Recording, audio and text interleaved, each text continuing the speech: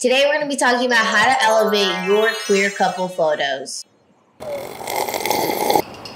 You're probably thinking, what is the difference between shooting queer couples and straight couples? Aside from the fact we're far superior. Just kidding. Just how you would shoot an introverted couple differently, an extroverted couple, an interracial couple, a black, a brown couple, queer couples, you have to take a different approach to how you're gonna make them feel comfortable and get the best photos out of your session.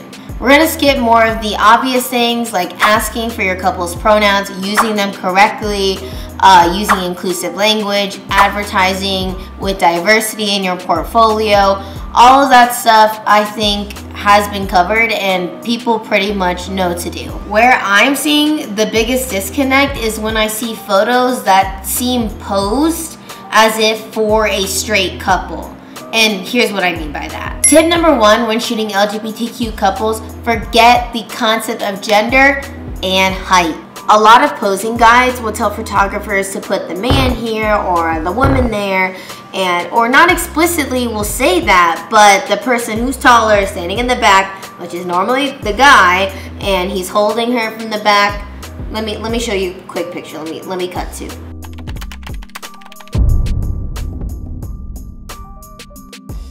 Kind of poses where the taller person does like a dip, a twirl, a piggyback, all of those kind of things end up falling flat when you get a 5'1" little mask person with a 5'7", 5'10" girly. It's just not gonna happen. It's just not gonna work. The solution here is to simply ask, would either of you be comfortable in this pose? And then let the couple arrange themselves in the way that they're gonna feel comfortable. A lot of times queer couples are gonna end up wanting to swap out their roles. So for example, if someone is holding from behind, then they'll be like, oh, can I do that pose as well? Like, let's switch it up and, you know, see which one we like better. And that is where the experimentation, the creativity, the comfort, the flow comes in. And if you've created that safe space already for people to try and feel comfortable and make mistakes with the poses, then you'll end up having a lot better photos than if you were saying, you need to do this pose and you need to do that pose, you need to stand there, you need to stand there, and really you just have to listen. You can definitely be more hands-on and push your model to reach their full potential, but you also have to be respectful. So just toe the line, tell them, oh, you're doing an amazing job. Do you want to try it this way? You don't have to, no worries if you don't want to, but just thought it might look better. Sometimes queer people are still figuring out their own identities and especially how they want to appear in photos. So it's really important that you continuously check in and ask questions. Another thing you should consider when shooting queer couples is the location and how many people are gonna be in that area at that day, at that time. While a lot of us are out and proud and super comfortable with public displays of affection, not everywhere do we feel like it's a safe space to do that. A lot of us have trauma where we've been made fun of, where we've been stared at, where we just feel out of place. And if you can pick a location where there's going to be less people and less eyes, that's normally a good option for any couple, but especially for queer people, so that you can avoid any confrontation, any sense of unease.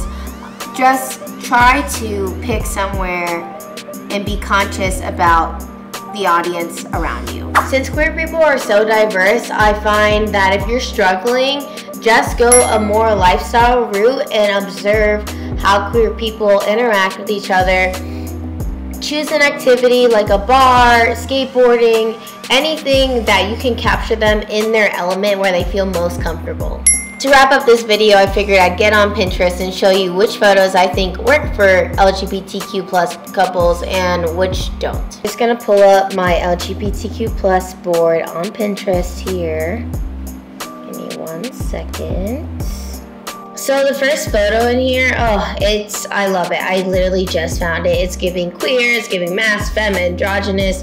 The posing is on point, it's editorial. I love it. Here's what we're talking about, lifestyle posing. This is just capturing them in their element. More lifestyle here. And what I love about queer posing is more neutral stances like this one, where someone is just sitting, someone is standing. It doesn't have to be too much. It's the subtle things about taking photos of queer people that make the difference in how they look and how they turn out and how candid and natural. LGBTQ plus couple photos. Cute. Okay.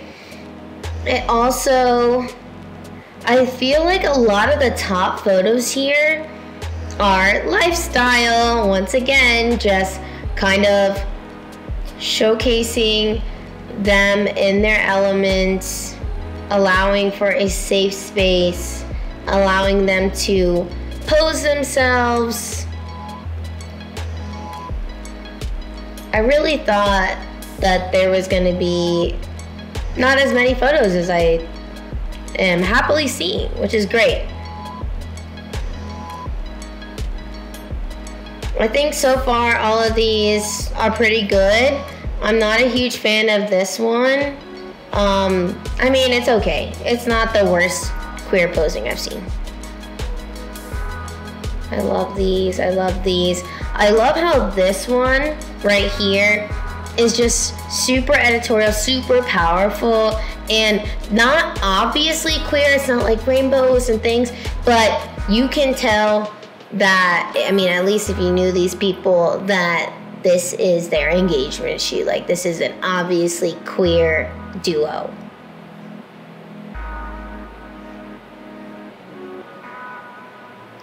More lifestyle, like, so cute. I love the lifestyle. Laying in bed. Skating.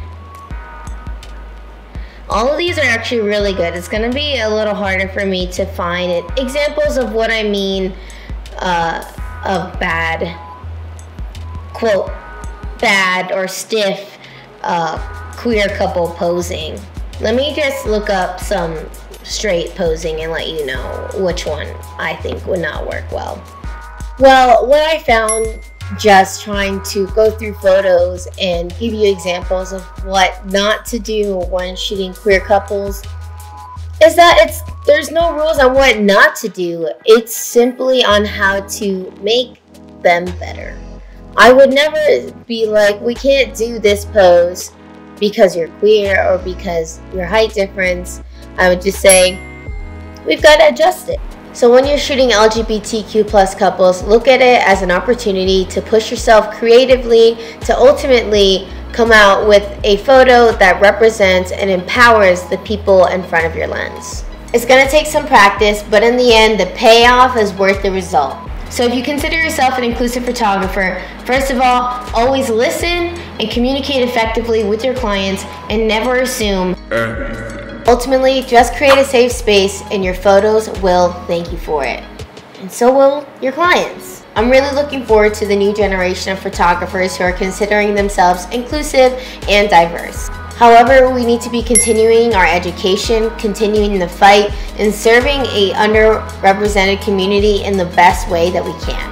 Well, that's all I have for how to shoot your LGBTQ plus couples better. If you like that video, make sure you like and subscribe for more photo content, more inclusivity topics. Make sure to follow me on Instagram at JazzKProductions. Tag me in your LGBTQ plus couple photo shoots so that I can see what you're trying out next. And yeah, so I'll see you in the next one. Peace.